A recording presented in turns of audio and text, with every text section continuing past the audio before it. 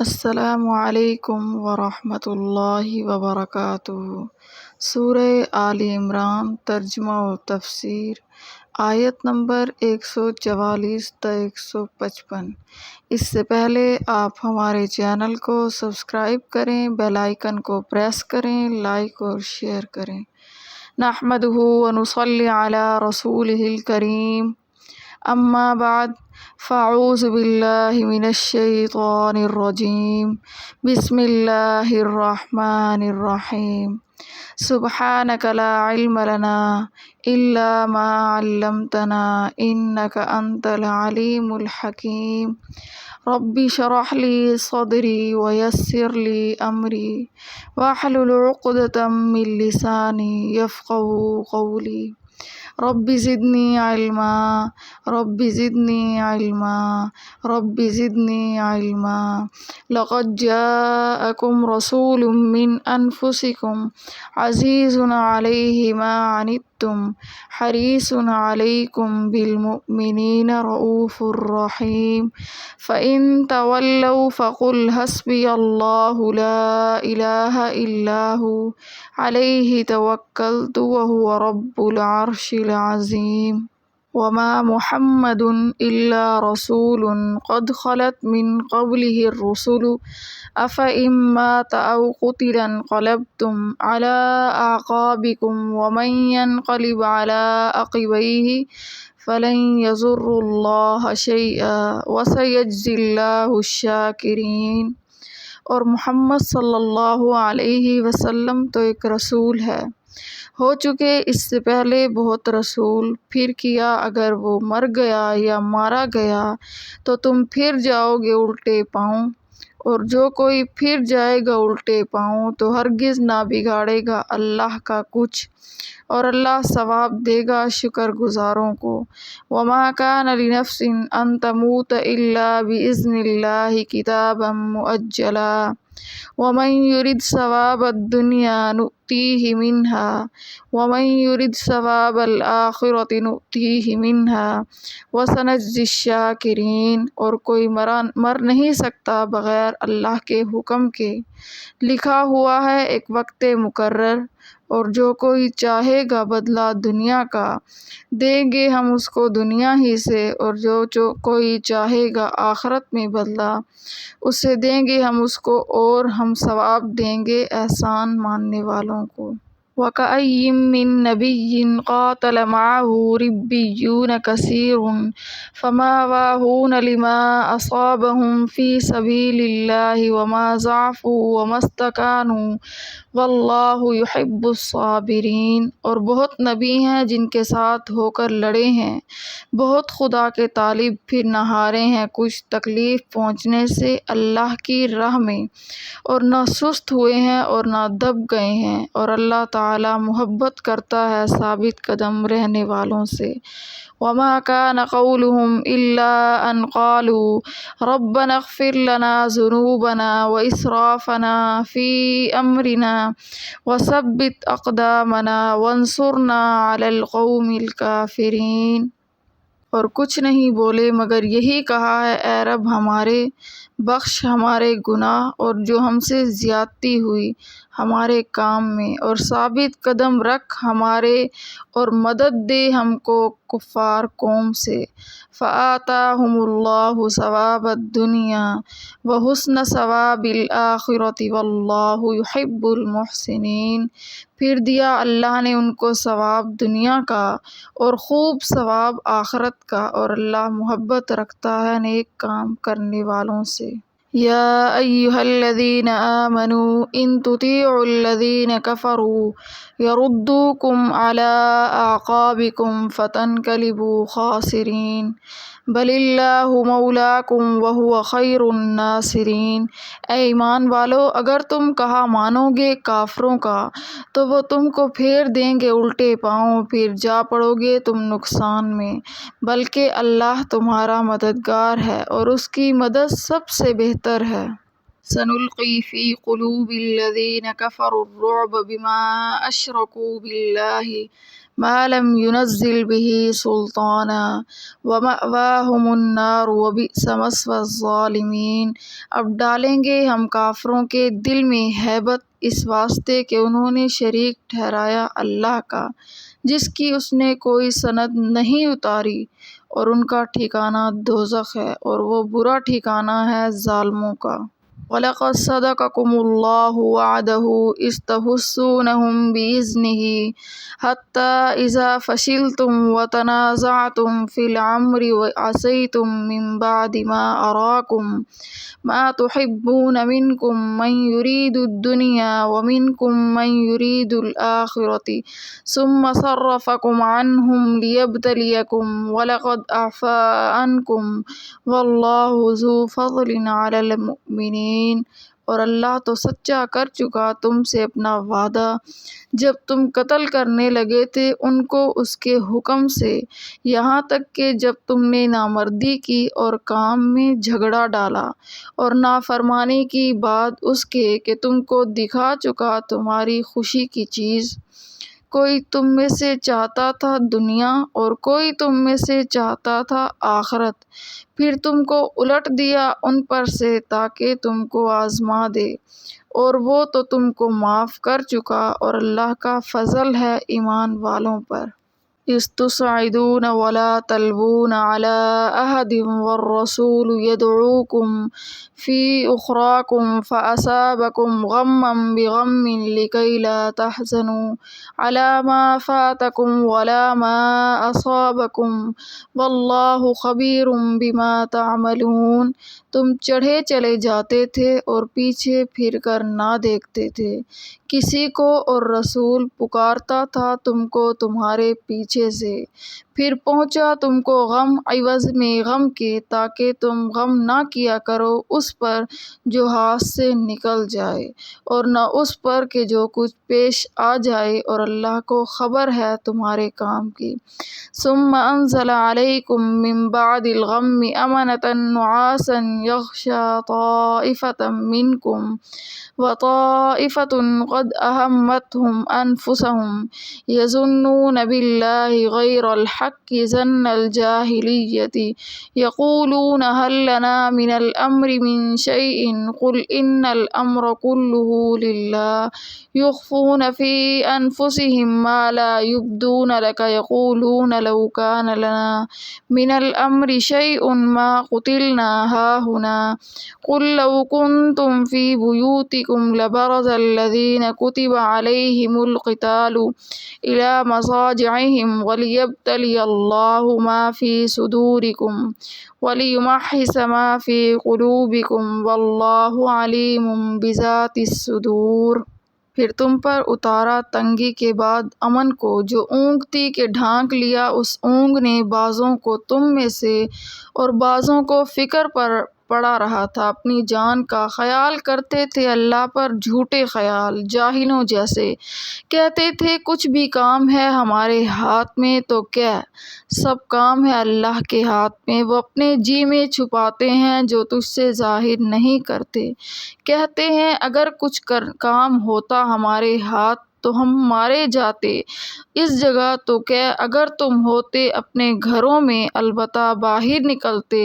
جن پر لکھ دیا تھا مارا جانا اپنے پڑاؤ پر، اور اللہ کو آزمانا تھا جو کچھ تمہارے جی میں ہے، اور صاف کرنا تھا اس کا جو تمہارے دل میں ہے، اور اللہ جانتا ہے دلوں کے بھید۔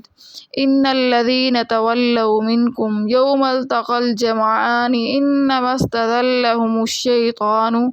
ببعض ما کسبوا ولقد عفا اللہ عنہم ان اللہ غفور حلیم۔ جو لوگ تم میں سے ہٹ گئے جس دن لڑیں دو فوجیں، سو ان کو بہکا دیا شیطان نے ان کے گناہ کی شامت سے،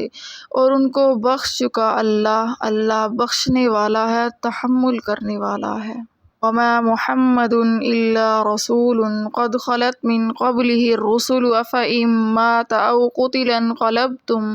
على أعقابكم ومن ينقلب على عقبيه فلن يضر الله شيئا وسيجزي الله الشاکرین۔ اور محمد صلی اللہ علیہ وسلم تو ایک رسول ہیں، ہو چکے اس سے پہلے بہت رسول، پھر کیا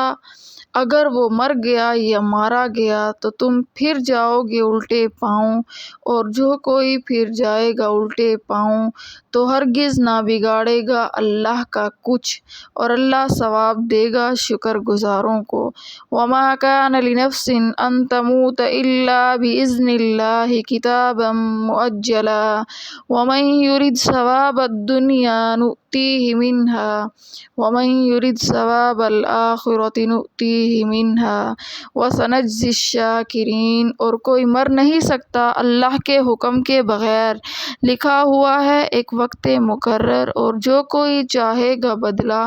دنیا کا دیویں گے ہم اس کو دنیا ہی سے، اور جو کوئی چاہے گا بدلہ آخرت میں اس میں سے دیویں گے ہم اس کو، اور ہم ثواب دیں گے احسان ماننے والوں کو۔ اب ہم چلتے ہیں اس کی تفسیر کی طرف۔ یہ آیات بھی غزوہ احد کے واقعات سے متعلق ہیں، کیونکہ ان واقعات کو کئی وجوہ سے خاص اہمیت حاصل ہے۔ یہی وجہ ہے کہ قرآن کریم نے سورہ آل عمران کی 4-5 رکوع تک غزوہ احد میں پیش آنے والی فتح و شکست اور ان دونوں میں جو قدرتی ہدایات پوشیدہ تھی ان کا بیان مسلسل ہے۔ مذکورہ آیتوں میں سے پہلی آیت میں بعض صحابہ کرام رضوان اللہ علیہم اجمعین کی ایک لغزش پر تہدید آمیز تنبیہ کر کے ایک ایسی اصولی مسئلے کی طرف ہدایت کی گئی ہے کہ سوچنے والوں کو اس سے یہ بھی پتہ لگ جاتا ہے کہ اس عارضی شکست اور اس میں رسول اللہ صلی اللہ علیہ وسلم کے زخمی ہونے اور رسول اللہ صلی اللہ علیہ وسلم کی وفات کی خبر پھیل جانے کی، اور اس پر بعض صحابہ کرام کی ہمت پست ہو جانے میں یہ راز بھی تھا کہ مسلمان اس اصولی مسئلے پر عملی طور پر پختہ ہو جائیں۔ وہ مسئلہ یہ تھا کہ جہاں اصول اسلام میں اس کی بڑی اہمیت ہے کہ رسول اللہ صلی اللہ علیہ وسلم کی عظمت و محبت کو جزء ایمان قرار دیا گیا ہے، اس میں ادنیٰ کمزوری کو کفر کے مرادف بتلایا گیا ہے، وہیں یہ بات بھی اتنی اہم تھی کہ کہیں مسلمان اس مرض کا شکار نہ ہو جائیں جس میں نصارہ عیسائی مبتلا ہو گئے تھے، کہ حضرت عیسیٰ علیہ السلام کی عظمت و محبت کو پرستش اور عبادت کی حد تک پہنچا دیا اور ان کو اللہ تعالیٰ کے ساتھ شریک خدائی ٹھہرا لیا۔ غزوہ احد کی عارضی شکست کے وقت جب کسی نے یہ مشہور کر دیا کہ رسول اللہ صلی اللہ علیہ وسلم کی وفات ہو گئی، تو صحابہ کرام رضوان اللہ علیہم اجمعین پر جو کچھ گزری اور گزرنی چاہیے تھی اس کا ادنیٰ سا اندازہ کرنا بھی ہر شخص کے لیے آسان نہیں۔ اس کا اندازہ کچھ وہی لگا سکتا ہے جس کو صحابہ کرام رضوان اللہ علیہم اجمعین کی جانثاری اور عشق رسول کا کچھ اندازہ ہو، جس کو یہ پوری طرح معلوم ہو کہ یہ وہ حضرات ہیں جنہوں نے رسول اللہ صلی اللہ علیہ وسلم کی محبت میں مال، اولاد اور اپنی جانیں اور سب کچھ گنوا دینے کو دنیا کی سب سے بڑی سعادت سمجھی اور عمل سے اس کا ثبوت دیا۔ ان عشاق رسول صلی اللہ علیہ وسلم کے کانوں میں جب یہ خبر پڑی ہوگی ان کے ہوش و حواس کا کیا عالم ہوگا، خصوصاً جب کہ میدان جنگ گرم ہے اور فتح کے بعد شکست کا منظر آنکھوں کے سامنے ہے، مسلمانوں کے پاؤں اکھڑ رہے ہیں۔ اس عالم میں وہ ہستی جو ساری کوششوں کا محور اور ساری امیدوں کا مظہر تھی وہ بھی ان سے رخصت ہوتی ہے۔ اس کا طبعی نتیجہ یہ تھا کہ صحابہ کرام رضوان اللہ علیہم اجمعین کی ایک بھاری جماعت سراسیمہ ہو کر میدان جنگ سے ہٹنے لگی۔ یہ میدان جہاد سے ہٹ جانا اگرچہ ہنگامی اور سرسری اور وقتی سراسیمگی کا نتیجہ تھا، خدا نخواستہ اسلام سے پھر جانے کا کوئی شبہ یا وسوسہ بھی نہ تھا،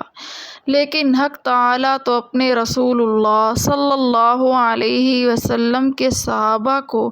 ایک ایسی پاک باز فرشتہ خصلت جماعت بنانا چاہتا ہے جو دنیا کے لیے نمونۂ عمل بنے، اس لیے ان کی ادنیٰ لغزش بھی سخت قرار دی گئی۔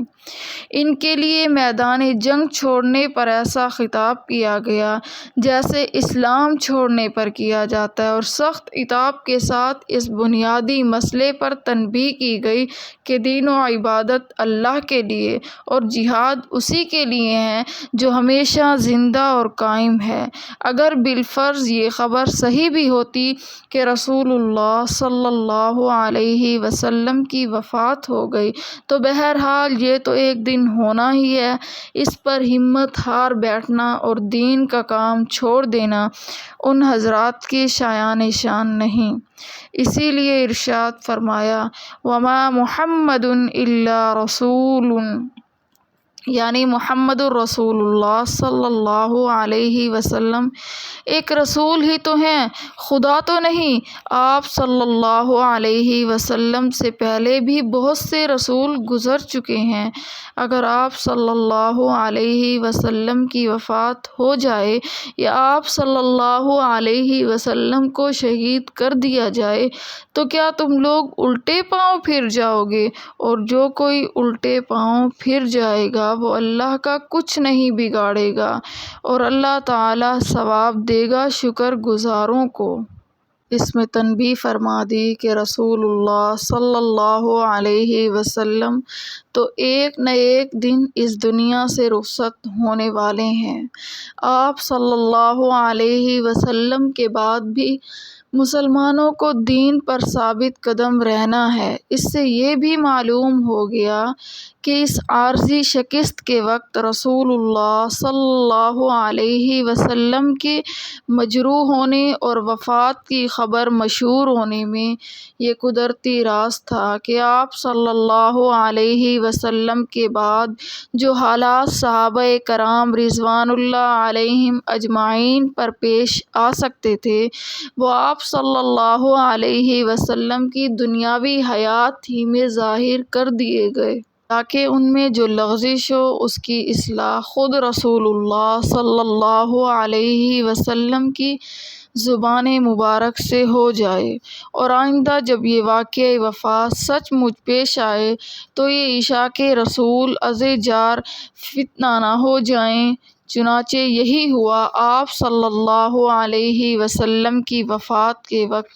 جب بڑے بڑے صحابہ کرام رضوان اللہ علیہم اجمعین کے ہوش و حواس بجا نہ تھے تو حضرت صدیق اکبر رضی اللہ تعالی عنہ نے اسی قسم کی آیات قرآنیہ کی سند لے کر ان کو سمجھایا اور وہ سب سنبھل گئے۔ اس کے بعد دوسری آیت میں بھی حوادث اور مصائب کے وقت ثابت قدم رہنے کی تلقین دینے کے لیے یہ ارشاد فرمایا کہ ہر انسان کی موت اللہ تعالیٰ کے نزدیک لکھی ہوئی ہے، اس کی تاریخ، دن اور وقت معین ہے، نہ اس سے پہلے کسی کو موت آ سکتی ہے نہ اس کے بعد وہ زندہ رہ سکتا ہے۔ پھر کسی کی موت سے ایسے سراسیمہ ہو جانے کے کوئی معنی نہیں۔ آخر میں اس پر تنبیہ فرمائی کہ اس حادثے کے ظاہری اسباب میں ایک سبب یہ بھی تھا کہ جن حضرات کو رسول اللہ صلی اللہ علیہ وسلم نے عقب کی جانب پہاڑی پر نگران بنا کر بٹھایا تھا، ابتدائی فتح کے وقت عام مسلمانوں کو مال غنیمت جمع کرنے میں مشغول دیکھ کر ان میں بھی چند حضرات کو یہ خیال پیدا ہو گیا کہ اب تو فتح ہو گئی، اس جگہ ٹھہرنے کی ضرورت نہ رہی، پھر بھی ہم مال غنیمت جمع کرنے میں کیوں حصہ نہ لیں۔ وہ اپنی جگہ سے ہٹ گئے، اسی لیے فرمایا وَمَن يُرِدْ ثَوَابَ الدُّنْيَا نُؤْتِیہِ مِنْہَا وَمَن يُرِدْ ثَوَابَ الْآخِرَةِ نُؤْتِیہِ مِنْہَا وَسَنَجْزِی الشَّاکِرِینَ، یعنی جو شخص اپنے عمل سے دنیا کا بدلہ چاہتا ہے ہم اس کو دنیا میں کچھ حصہ دے دیتے ہیں، اور جو آخرت کا حصہ چاہتا ہے تو اس کو آخرت کا ثواب ملتا ہے، اور ہم عنقریب شکر گزاروں کو بدلہ دیں گے۔ اس میں اشارہ فرمایا کہ مال غنیمت جمع کرنے کی فکر میں رسول اللہ صلی اللہ علیہ وسلم کے مقرر کردہ کام کو چھوڑ بیٹھنے میں ان سے غلطی ہوئی۔ یاد رہے کہ حقیقت کے اعتبار سے مال غنیمت جمع کرنا بھی نری دنیائی طلب نہیں ہے جو شرعاً مذموم ہے، بلکہ مال غنیمت جمع کر کے محفوظ کرنا اور پھر اس کو اس کے مصرف میں صرف کرنا یہ بھی ایک جزء جہاد ہے اور عبادت ہی ہے۔ ان حضرات صحابہ کرام رضوان اللہ علیہم اجمعین کا اس میں شریک ہونا صرف طمع دنیاوی کی وجہ سے نہ تھا، کیونکہ شرعی ضابطے سے اگر وہ اس مال کے جمع کرنے میں شریک نہ ہوتے جب بھی ان کو مال غنیمت میں وہ حصہ ملتا جو اب ملا، اس لیے یہ نہیں کہا جا سکتا کہ ان حضرات نے طمع دنیا کے لیے اپنے مقام کو چھوڑا، لیکن جیسا کہ پہلی آیت کی تفسیر میں بتایا گیا ہے کہ بڑوں کی تھوڑی سی لغزش بھی بڑی سمجھی جاتی ہے، ان کے معمولی جرم کو بڑا سخت جرم قرار دیا، عتاب و خطاب کیا۔ وہی یہاں بھی ہے کہ مال غنیمت جمع کرنے میں کچھ نہ کچھ دنیاوی منفعت کا تعلق ضرور تھا، اور اس تعلق کا طبعی اثر قلوب میں ہونا بھی مستبعد نہیں۔ ان کے اس عمل کو بھی ارادہ دنیا سے تعبیر کر دیا کہ طمع دنیا کا ادنیٰ سا غبار بھی ان کے قلوب تک نہ جا سکے۔ وَكَأَيٍّ مِّن نَّبِيٍّ قَاتَلَ مَعَهُ رِبِّيُّونَ كَثِيرٌ فَمَا وَاهُونَ لِمَا أَصَابَهُمْ فِي سَبِيلِ اللَّهِ وَمَا ضَعُفُوا وَمَا اسْتَكَانُوا وَاللَّهُ يُحِبُّ الصَّابِرِينَ، اور بہت نبی ہیں جن کے ساتھ ہو کر لڑے ہیں، بہت خدا کے طالب پھر نہ ہارے ہیں کچھ تکلیف پہنچنے سے اللہ کی راہ میں، اور نہ سست ہوئے ہیں اور نہ دب گئے ہیں، اور اللہ محبت کرتا ہے ثابت قدم رہنے والوں سے۔ وَمَا كَانَ قَوْلُهُمْ إِلَّا أَن قَالُوا رَبَّنَا اغْفِرْ لَنَا ذُنُوبَنَا وَإِسْرَافَنَا فِي أَمْرِنَا وَثَبِّتْ أَقْدَامَنَا وَانصُرْنَا عَلَى الْقَوْمِ الْكَافِرِينَ، اور کچھ نہیں بولے مگر یہی کہا اے رب ہمارے، بخش ہمارے گناہ اور جو ہم سے زیادتی ہوئی ہمارے کام میں، اور ثابت قدم رکھ ہمیں اور مدد دے ہم کو قوم کفار پر۔ فَآتَاهُمُ اللَّهُ ثَوَابَ الدُّنْيَا وَحُسْنَ ثَوَابِ الْآخِرَةِ وَاللَّهُ يُحِبُّ الْمُحْسِنِينَ، پھر دیا اللہ نے ان کو ثواب دنیا کا اور خوب ثواب آخرت کا، اور اللہ محبت رکھتا ہے نیک کام کرنے والوں سے۔ ربیون بکسر راء و تشدید بمکسورہ ضم یا رب کی طرف منسوب ہے، جیسے ربانی معنی ہے رب والے، اس میں حرف راء مفتوح کی بجائے مکسور خلاف قیاس استعمال ہوا ہے۔ بعض حضرات نے ربیون کے معنی بہت سی جماعتوں کے لیے ہیں، ان کے نزدیک با ربہ بکسر راء بمعنی الجماعت کی طرف منسوب ہے۔ ربیون اللہ والے سے مراد یہاں کون لوگ ہیں؟ حضرت عبداللہ بن عباس رضی اللہ تعالی عنہ اور حضرت حسن بصری سے منقول ہے کہ اس سے مراد علماء و فقہا ہیں۔ استکانوا استکانہ سے مشتق ہے جس کے معنی دب جانے اور عاجز ہو کر رک جانے کے ہیں۔ وہن سے مشتق ہے جس کے معنی ہے ضعیف و کمزوری۔ آیت مذکورہ میں سابق انبیاء علیہم السلام کے ساتھ جہاد میں شریک اللہ والوں کی جنگ میں ثابت قدمی اور مصائب و شدائد سے نہ گھبرانا، نہ کمزور ہونا بیان کے بعد ان کی ایک اور عظیم الشان صفت کا بیان بھی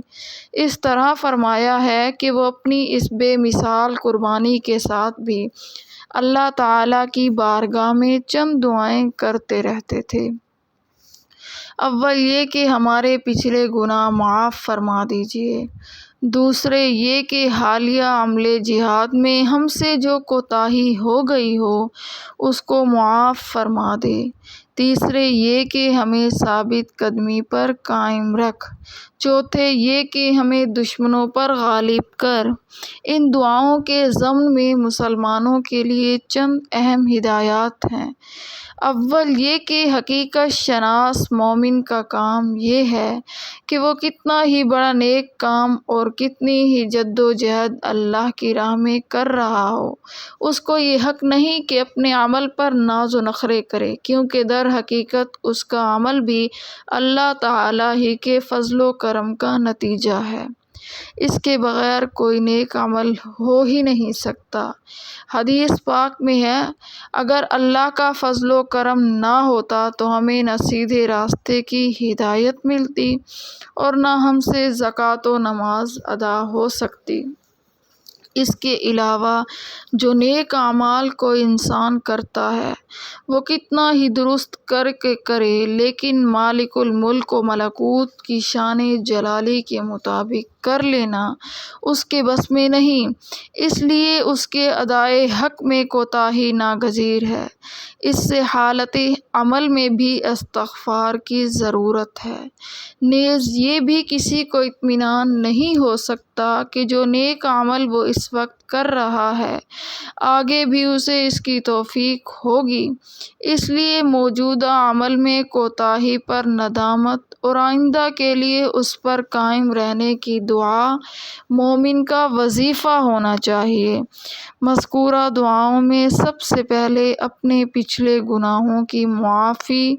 کی درخواست کرنے میں اس طرف اشارہ ہے کہ دنیا میں انسان کو جو رنج و غم یا کوئی تکلیف یا دشمن کے مقابلے میں شکست پیش آتی ہے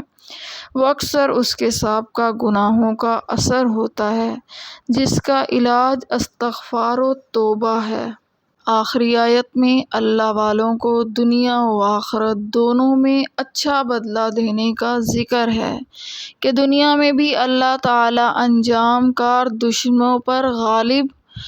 اور اپنے مقصد میں کامیاب فرماتے ہیں، پھر آخرت کا بدلہ تو اصل بدلہ اور دائمی راحت ہے جس کو کبھی فنا نہیں۔ اس کی طرف اشارہ کرنے کے لیے ثواب آخرت کے ساتھ لفظ حسن بڑھا دیا گیا، وہ حسن ثواب الآخرۃ فرمایا۔ یا ایھا الذین آمنوا ان تطیعوا الذین کفروا یردوکم علی اعقابکم فتنقلبوا خاسرین بل اللہ مولاکم وہو خیر الناصرین۔ اے ایمان والو، اگر تم کہا مانو گے کافروں کا تو وہ تم کو پھیر دیں گے الٹے پاؤں، پھر پڑ جاؤ گے تم نقصان میں، بلکہ اللہ تمہارا مددگار ہے اور اس کی مدد سب سے بہتر ہے۔ غزوہ احد میں مسلمانوں کی عارضی شکست اور رسول اللہ صلی اللہ علیہ وسلم کی وفات کی افواہ گرم ہونے پر منافقین نے جب جنگ کا پانسا پلٹتے ہوئے دیکھا تو شرارت کا موقع مل گیا۔ مسلمانوں سے کہنے لگے کہ جب آپ صلی اللہ علیہ وسلم ہی نہ رہے تو ہم اپنا ہی دین کیوں نہ اختیار کر لیں، اس سے سارے جھگڑے مٹ جائیں گے۔ اس سے منافقین کی خباثت اور مسلمانوں کا بدخواہ دشمن ہونا ظاہر ہے۔ اس لیے آیت مذکورہ میں مسلمانوں کو ہدایت کی گئی ہے کہ ان دشمنوں کی بات پر کان نہ لگائیں، ان کو اپنے کسی مشورے میں شریک نہ کریں، نہ ان کے کسی مشورے کا اتباع کریں، تو جیسے پچھلی آیات میں اللہ والوں کا اتباع کرنے کی ہدایت تھی، اس میں منافقین اور مخالفین اسلام کے مشورے پر عمل نہ کرنے اور ان سے بچتے رہنے کی ہدایت ہے۔ اے ایمان والو، اگر تم کہا مانو گے کافروں کا تو وہ تم کو کفر کی طرف الٹا پھیر دیں گے۔ مطلب یہ کہ ان لوگوں کا اصل مقصد مسلمانوں کو ان کے دین سے ہٹانا اور بدگمان کرنا ہے، جس کو کبھی صراحتاً بھی کہہ دیتے ہیں اور کبھی صاف نہیں کہتے، مگر اندازہ یکسو یہی ڈالتے ہیں کہ رفتہ رفتہ ان کے دل سے اسلام پھر جائے۔ اللہ تعالیٰ تمہارے پاؤں کو سیدھا رکھنا چاہتا ہے، تمہارا مددگار ہے، تمہارا دوست ہے، مسلمانوں کا دوست ہے۔ مسلمانوں کو چاہیے کہ صرف اللہ تعالیٰ پر اعتماد کریں، اسی کی مدد پر بھروسہ کریں۔ سنلقی فی قلوب الذین کفروا الرعب بما اشرکوا باللہ ما لم ينزل بہ سلطانا ومأواہم النار وبئس مثوی الظالمین۔ اب ڈالیں گے ہم کافروں کے دل میں ہیبت، اس واسطے کہ انہوں نے شریک ٹھہرایا اللہ کا جس کی اس نے کوئی سند نہیں اتاری، اور ان کا ٹھکانہ دوزخ ہے، اور وہ برا ٹھکانہ ہے ظالموں کا۔ لقد صدقكم الله وعده إذ تحسونهم بإذنه حتى إذا فشلتم وتنازعتم في الأمر وعصيتم من بعد ما أراكم ما تحبون به منكم من يريد الدنيا ومنكم من يريد الآخرة ثم صرفكم عنهم ليبتليكم ولقد عفا عنكم والله ذو فضل على المؤمنين۔ اور اللہ تو سچا کر چکا تم سے اپنا وعدہ جب تم قتل کرنے لگے تھے ان کو اس کے حکم سے، یہاں تک کہ جب تم نے نامردی کی اور کام میں جھگڑا ڈالا اور نافرمانی کی بعد اس کے کہ تم کو دکھا چکا تمہاری خوشی کی چیز۔ کوئی تم میں سے چاہتا تھا دنیا اور کوئی تم میں سے چاہتا تھا آخرت، پھر تم کو الٹ دیا ان پر سے تاکہ تم کو آزما دے، اور وہ تو تم کو معاف کر چکا، اور اللہ کا فضل ہے ایمان والوں پر۔ سابقہ آیات یعنی یہ آیت اس سے کیسے ملتی جلتی ہے۔ سابقہ آیات میں اللہ تعالیٰ کا ناصر و مددگار ہونا مذکور تھا۔ ان آیات میں نصرت الہی کے کچھ واقعات کا ذکر ہے۔ یہ ظاہر ہے کہ غزوہ احد میں بعض صحابہ کرام کی رائے کی غلطی ہوئی تھی، جس پر سابقہ متعدد آیات میں تنبیہ اور آئندہ کے لیے اصلاح حال کی ہدایات کا سلسلہ چلا آتا ہے۔ مگر اس عتاب اور تنبیہات کے اندر بھی صحابہ کرام رضوان اللہ علیہم اجمعین کے ساتھ حق تعالیٰ جل شانہ کی عنایات قابل دید ہیں۔ اول تو لیبتلیکم فرما کر یہ اظہار فرما دیا کہ عارضی شکست کی جو صورت پیش آئی یہ بطور سزا کے نہیں بلکہ آزمائش کے لیے ہے۔ پھر صاف لفظوں میں خطا کے معانی کا اعلان فرما دیا۔ وَلَقَدْ عَفَا عَنْكُمْ آیت مذکورہ میں ارشاد ہوا ہے کہ اس وقت صحابہ کرام کے دو گروہ ہو گئے تھے، بعض دنیا چاہتے تھے، بعض صرف آخرت کے طلبگار تھے۔ یہاں یہ بات قابل غور ہے کہ جن حضرات کے متعلق طالب دنیا ہونے کا ذکر ہے یہ ان کے کس عمل کی بنا پر ہے۔ ظاہر ہے کہ مال غنیمت جمع کرنے کے ارادے کو طلب دنیا سے تعبیر کیا گیا ہے۔ اب غور کرو کہ اگر یہ حضرات اپنے مورچے پر جمے رہتے اور مال غنیمت جمع کرنے میں شریک نہ ہوتے تو کیا ان کے حصے میں غنیمت کی کمی آ جاتی؟ اور شریک ہو گئے تو کوئی زیادہ حصہ مل گیا؟ قرآن و حدیث سے ثابت شدہ قانون غنیمت کو جو شخص جانتا ہے اس کو اس میں کوئی شبہ نہیں ہو سکتا کہ مال غنیمت سے جو حصہ ان کو ملے گا اس میں کسی حال کوئی فرق و کمی بیشی نہ تھی۔ مال غنیمت جمع کرنے کی صورت میں بھی ان کا حصہ وہی رہے گا جو اپنی جگہ مورچے پر جمے رہنے کے وقت ملتا۔ اب تو یہ ظاہر ہے کہ ان کا یہ عمل خالص طلب دنیا تو ہو نہیں سکتا بلکہ مجاہدین کے کام میں شرکت ہے۔ ہاں طبعی طور پر اس وقت مال غنیمت کا خیال دل میں آ جانا مستعبید نہیں، مگر حق تعالیٰ اپنے رسول صلی اللہ علیہ وسلم کے ساتھیوں کے قلوب کو اس سے بھی پاک صاف دیکھنا چاہتا کہ مال کا تصرف ہی کیوں آئے، اس لیے اس تصرف کو طلب دنیا سے تعبیر کر کے ناپسندیدگی کا اظہار فرما دیا۔ استصعدون ولا تلوون على أحد والرسول يدعوكم في أخراكم فأصابكم غما بغم لكي لا تحزنوا على ما فاتكم ولا ما أصابكم والله خبير بما تعملون۔ تم چڑھے چلے جاتے تھے اور پیچھے پھر کر نہ دیکھتے تھے کسی کو، اور رسول پکارتا تھا تم کو تمہارے پیچھے سے، پھر پہنچا تم کو غم عوض غم میں غم کے، تاکہ تم غم نہ کیا کرو اس پر جو ہاتھ سے نکل جائے، اور نہ اس پر کہ جو کچھ پیش آ جائے، اور اللہ کو خبر ہے تمہارے کام کی۔ ربط آیات۔ یہ آیات بھی غزوہ احد کے واقعہ مذکورہ سے متعلق ہے۔ پہلی آیت میں اس واقعے پر صحابہ کرام رضوان اللہ علیہم اجمعین کے حزن و غم کا ذکر ہے، اور دوسری طویل آیت میں اس غم کے ازالے کا بیان ہے۔ تیسری آیت میں مکرر اس کا اظہار ہے کہ اس میں جو صورت شکست پیش آئی وہ بھی کوئی سزا نہیں بلکہ مومنین، مخلصین اور منافقین میں تفرقہ کرنے کے لیے ایک آزمائش تھی، اور پھر مکرر صحابہ کرام رضوان اللہ علیہم اجمعین کی لغزش کی معافی کا اعلان ہے۔ مذکور الصدر۔ پہلی آیت میں کچھ صحابہ کرام رضوان اللہ علیہم اجمعین کا میدان جنگ چھوڑ کر چلا جانا اور خود رسول اللہ صلی اللہ علیہ وسلم کے آواز دینے پر بھی ان کا نہ آنا، اور اس پر رسول اللہ صلی اللہ علیہ وسلم کو غم ہونا، اور اس غم کے بدلے میں انجام کار صحابہ کو غم ہونا مذکور ہے۔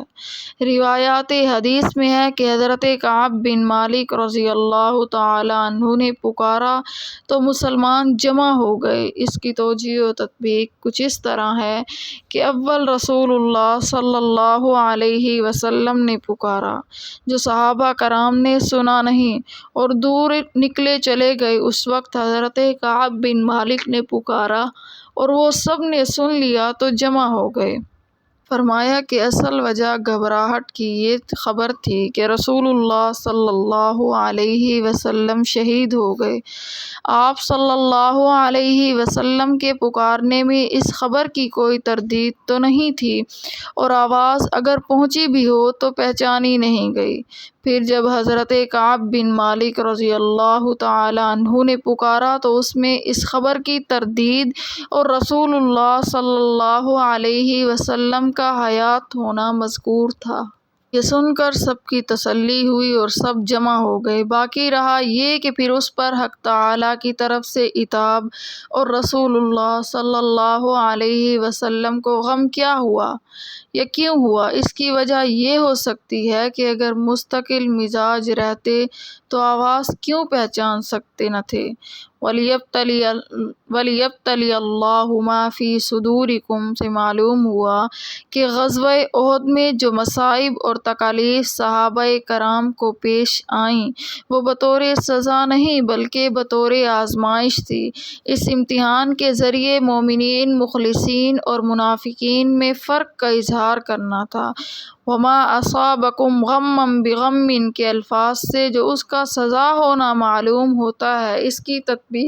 یہ ہے کہ صورت تو سزا ہی کی تھی مگر یہ سزا مربیانہ اصلاح کے لیے تھی۔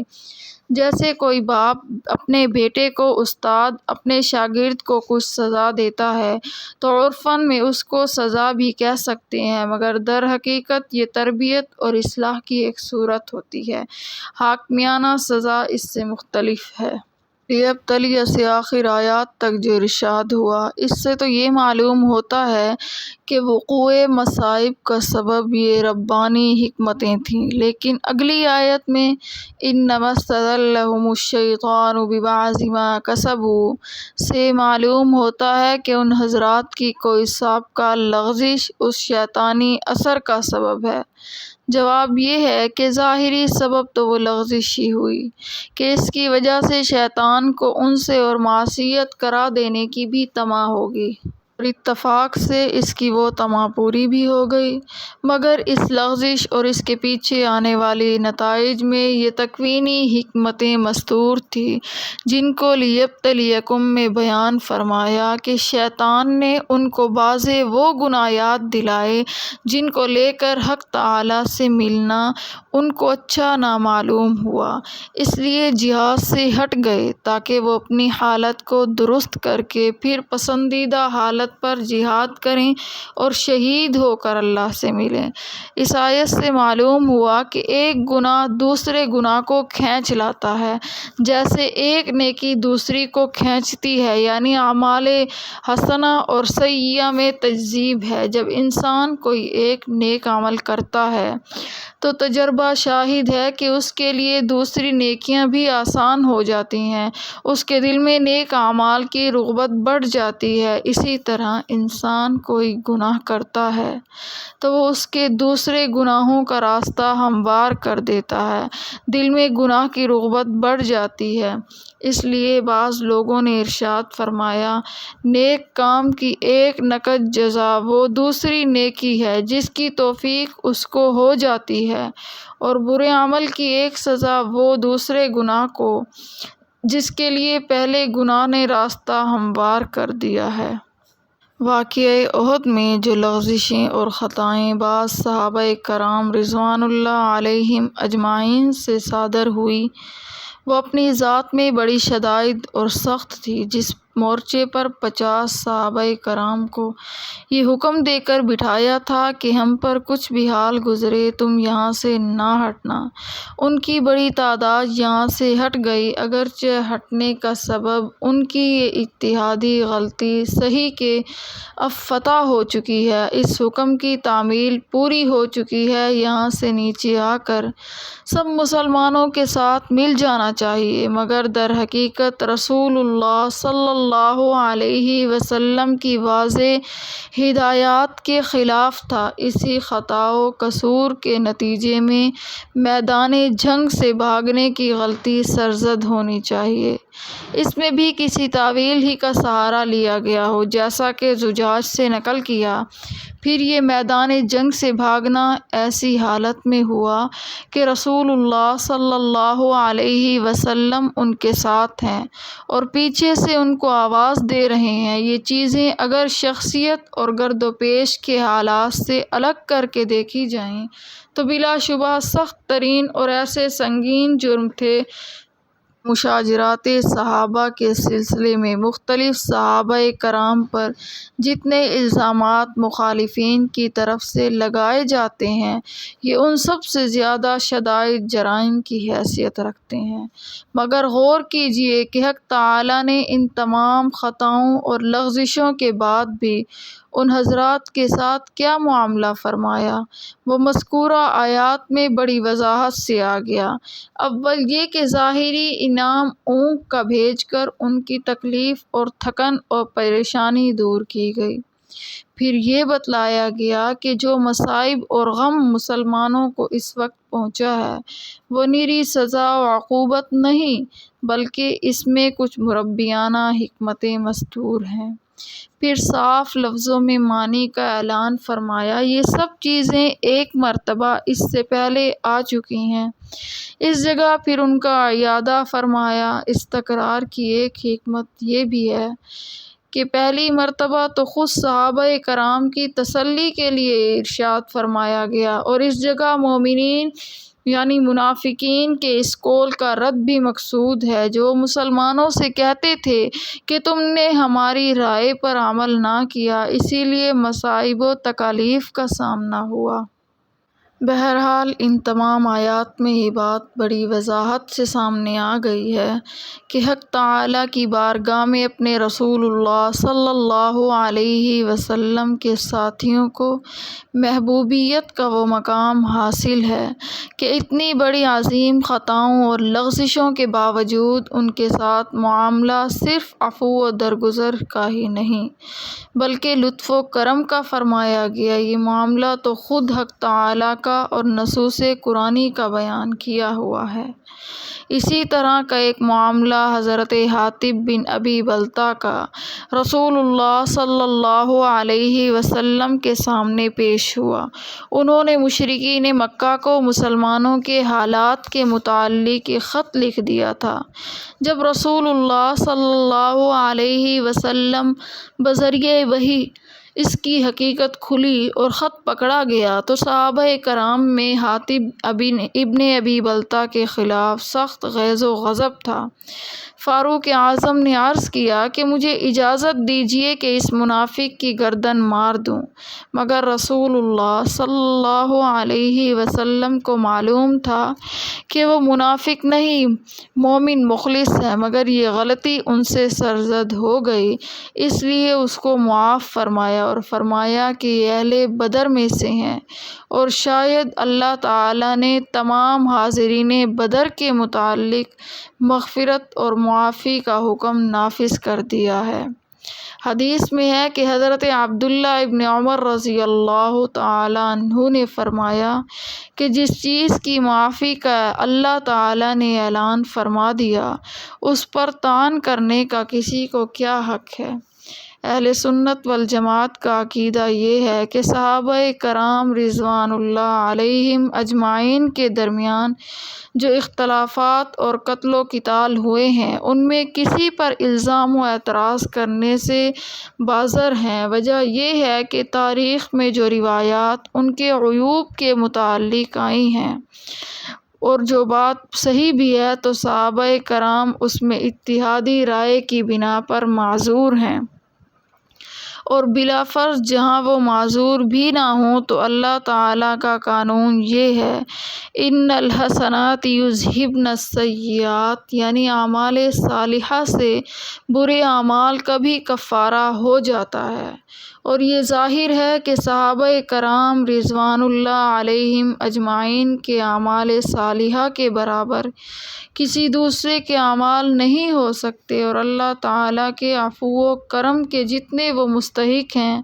کوئی دوسرا نہیں ہو سکتا، اسی لیے کسی کو یہ حق نہیں کہ ان کے اعمال پر مواخذہ کرے اور ان میں سے کسی پر طعن و اعتراض کی زبان کھولے۔ نعوذ باللہ۔ وآخر دعوانا ان الحمد للہ رب العالمین۔